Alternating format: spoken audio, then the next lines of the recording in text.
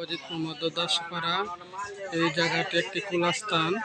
ওই স্থানে সকলে আসে আরামায়েশ করে, আশেপাশে পোলাপান খেলাধুলা করে, মাঝারি ছেলে মেয়ে গল্প গুচ্ছ করে।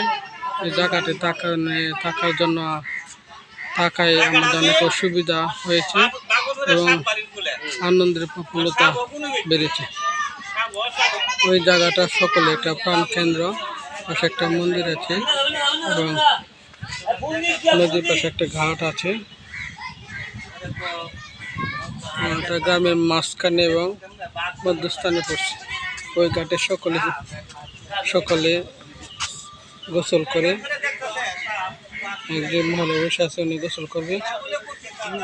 এসে আমাদের নদী নতুন বাড়িঘর করছে, যে মুরব্বি বসে আছেন, ছেলেমেয়েরা খেলতেছে, আমাদের ছেলেমেয়েরা গল্প করছে। এটি ওটার সিঁড়ি, ওই যে দেখা যাচ্ছে শ্রী শ্রী রাধা গোবিন্দ মন্দির, ওই যে